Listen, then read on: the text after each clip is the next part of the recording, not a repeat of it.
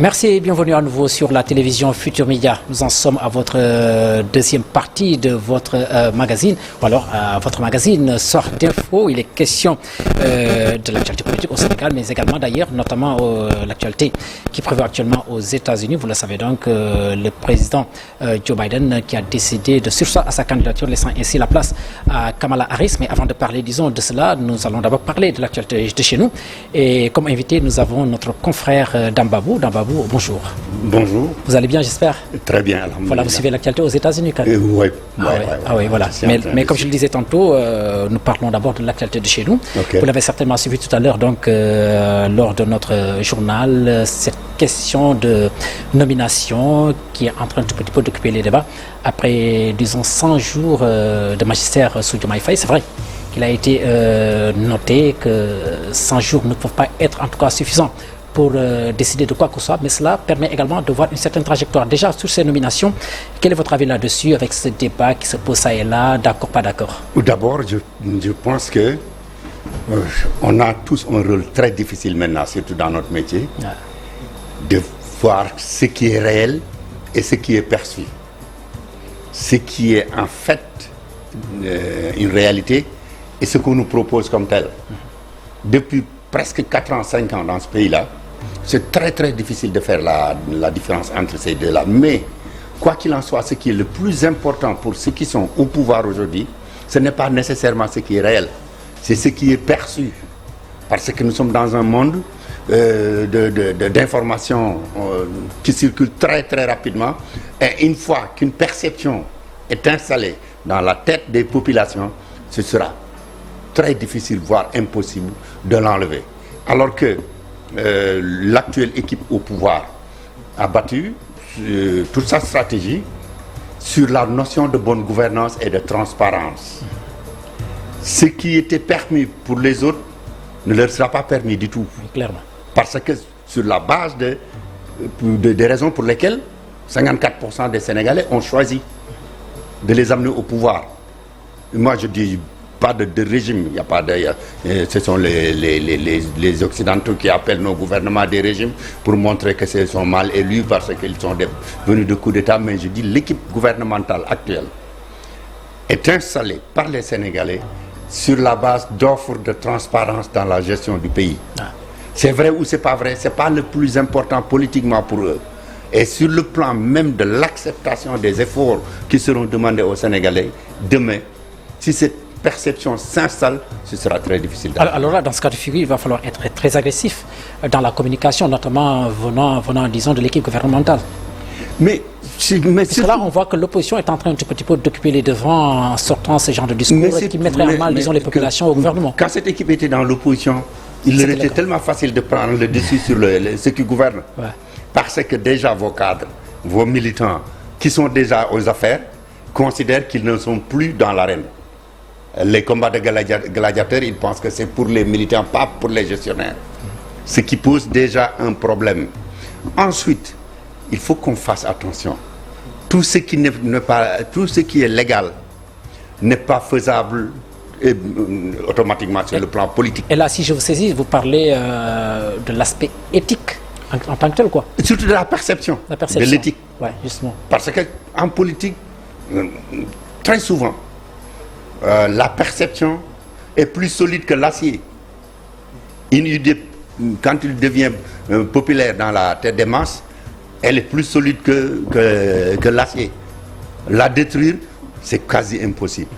Donc, il faut éviter, je dis, même si c'est légal, même si c'est des gens les plus compétents au monde, même si c'est les meilleurs cadres, si ça risque de plomber votre propre communication, votre propre stratégie, je pense qu'il faut faire très attention. Mais est-ce qu'on peut reprocher à quelqu'un de nommer, disons, peut-être, j'allais dire, un proche parent à des postes, disons, de responsabilité, tout en sachant que véritablement que c'est des personnes également qui sont des Sénégalais et qui en ont aussi la compétence? Donc, je dis bien du point de vue légal comme du point de vue moral. Ouais.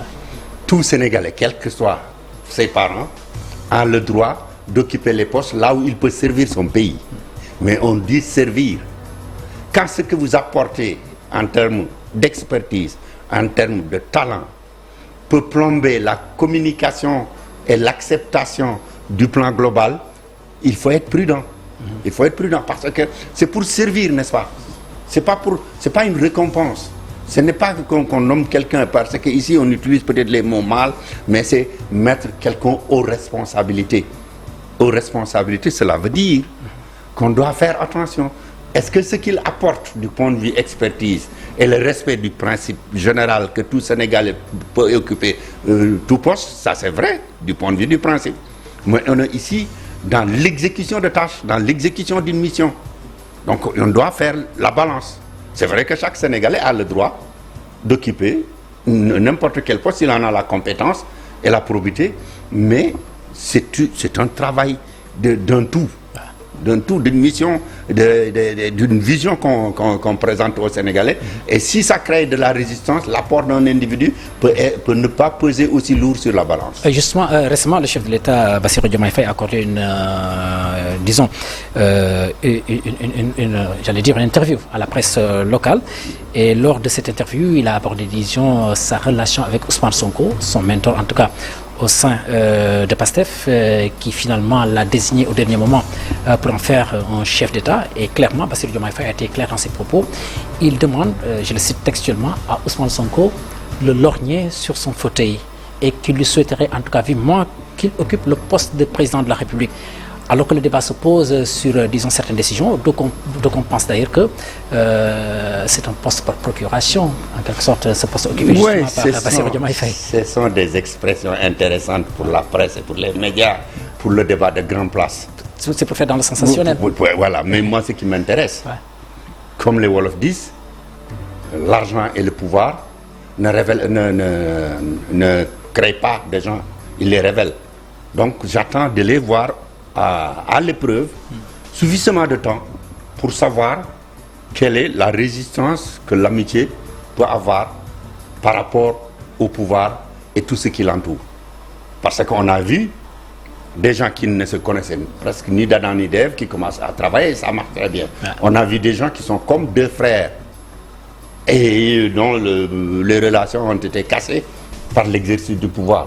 Je donne plusieurs exemples dans le monde, on en a vu. Donc, tant que moi je ne les vois pas sur une durée raisonnable, gérer ensemble et faire face aux difficultés ensemble, les surmonter ensemble, je ne peux pas faire de prédiction, ni dans un sens ni dans un autre. Ouais.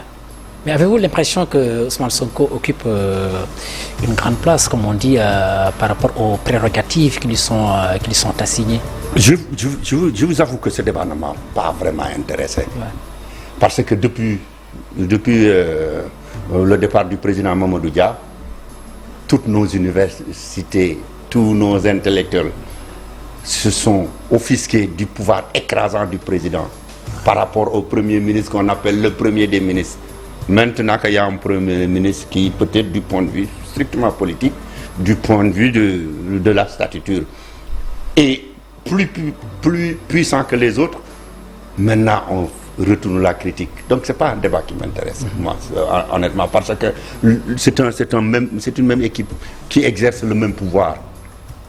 Donc c'est une distribution à l'intérieur. Ce qui m'intéresse, c'est ce qu'on applique et non ce qui apparaissent et ce qui n'apparaissent pas. Et alors ce blocage en perspective entre l'exécutif et le législatif, on l'a constaté également depuis quelque temps avec des problèmes ça et là, notés au niveau de l'Assemblée nationale. Donc on pense qu'il va falloir donc que le Premier ministre vienne faire sa déclaration de politique générale à l'Assemblée nationale.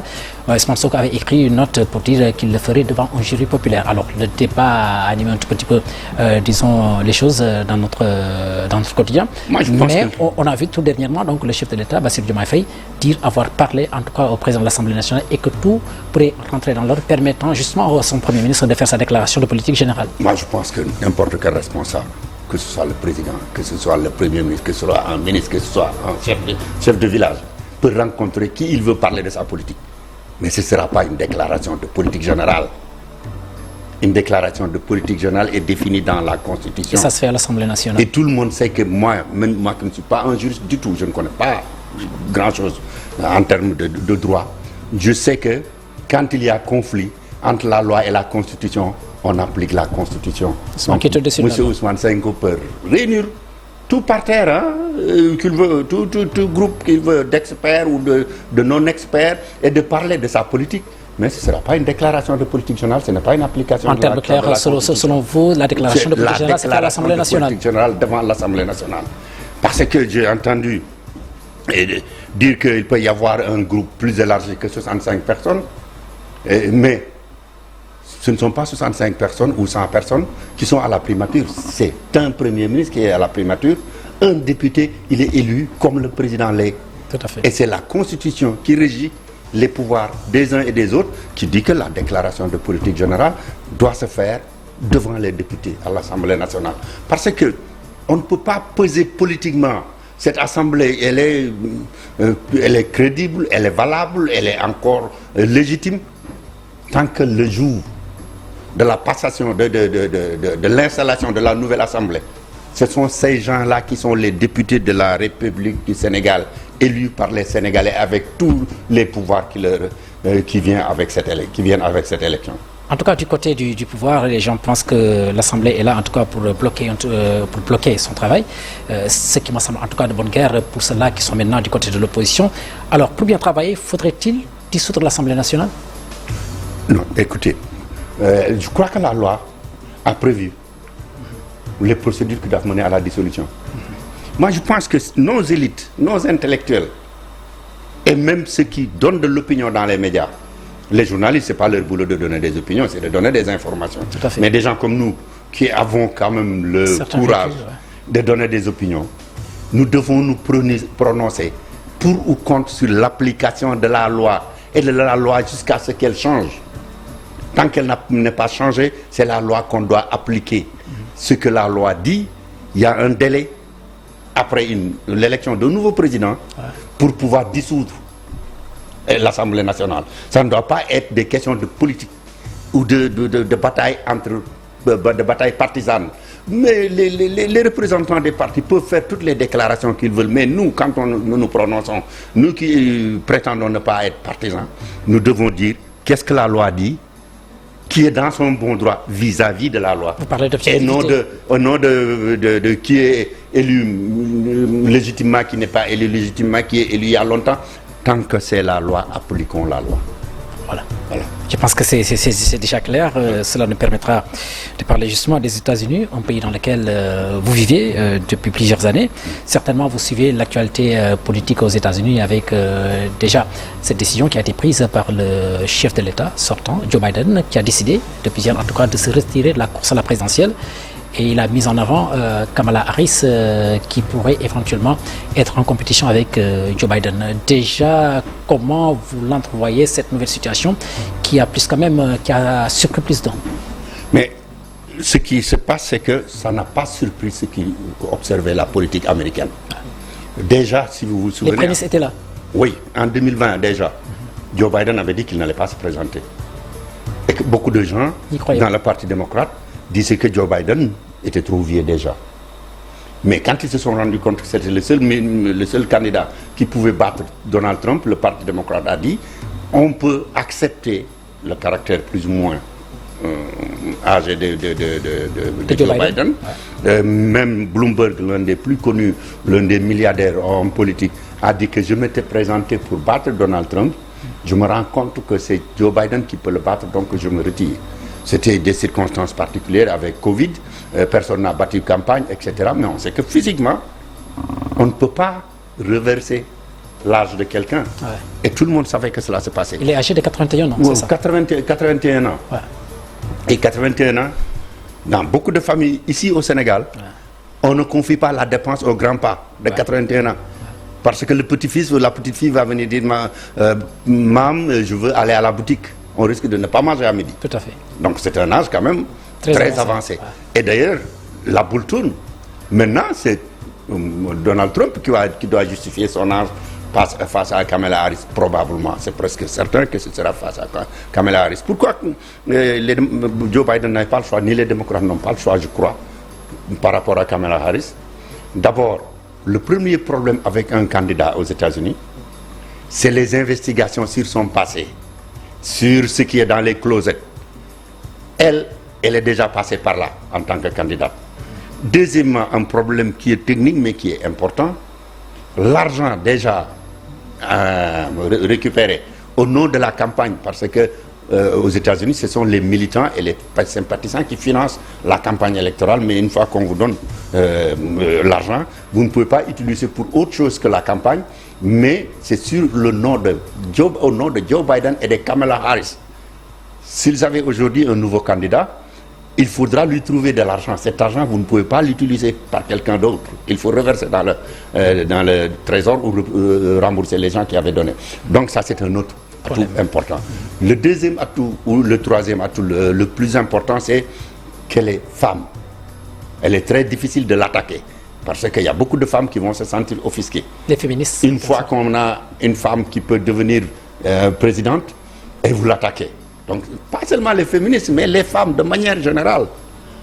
Vous voyez. Mais pensez-vous que la société américaine est prête à accorder sa confiance pour une première fois à une dame pareille?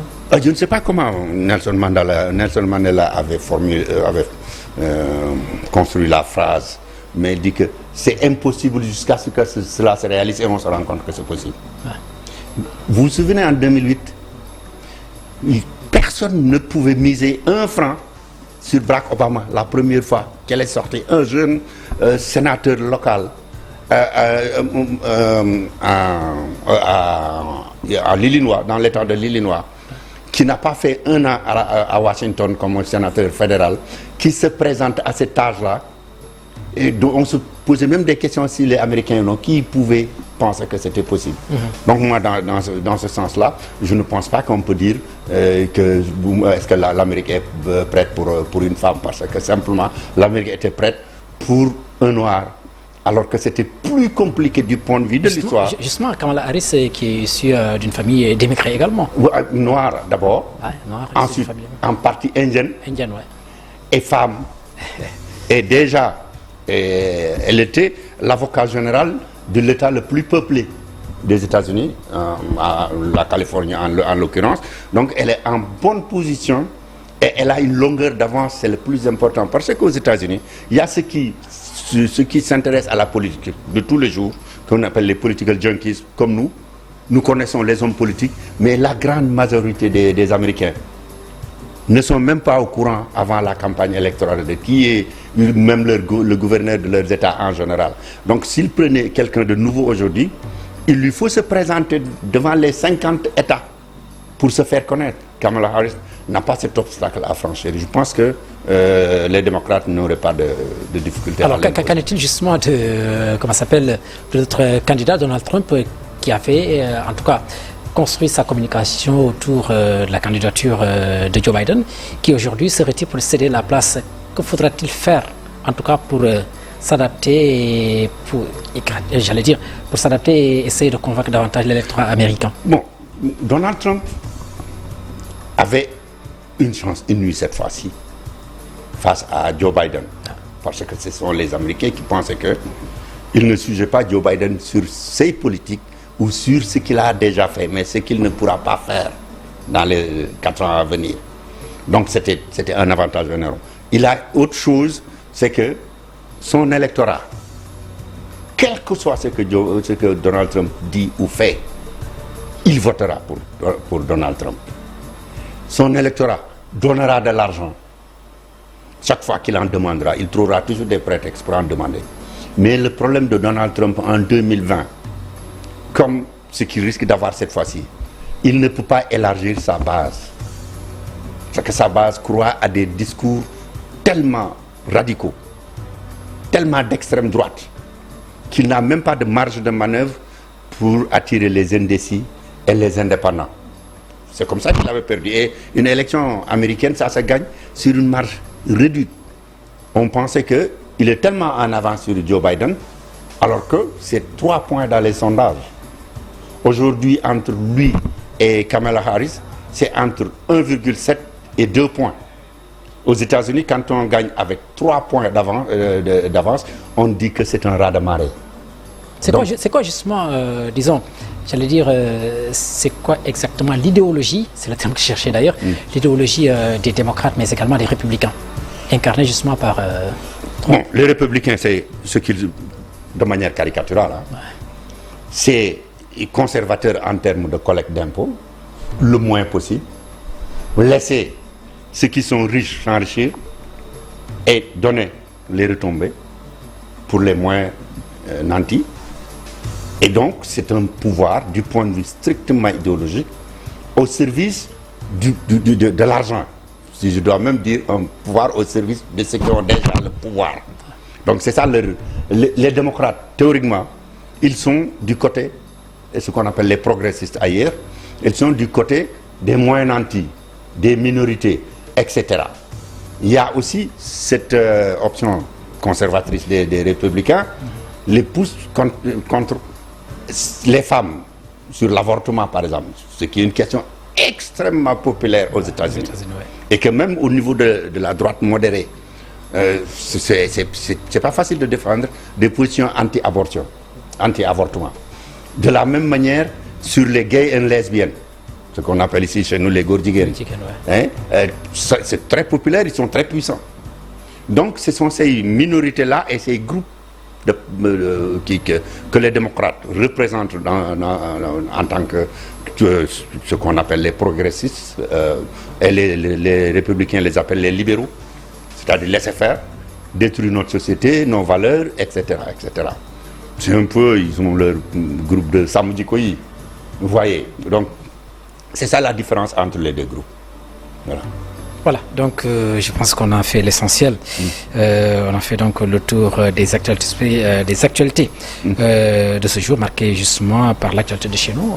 On l'a abordé tout à l'heure avec, disons, ce débat autour des nominations faites par le président de la République, Bassirou Diomaye Faye, mais également on s'est intéressé à l'actualité aux États-Unis. Merci en tout cas à vous, mon cher Pas de problème, au contraire, c'est un plaisir. Voilà, je rappelle à l'intention de nos téléspectateurs que Dambabou est journaliste sénégalais qui vit aux États-Unis depuis bien des années. Merci d'avoir suivi donc le programme de la télévision Futur Média. Tout à l'heure, vous aurez donc la suite. Merci à Modou Fall d'avoir réalisé cette édition. Merci également à Pierre Da Silva du côté de la réalisation. Ciao et à très bientôt.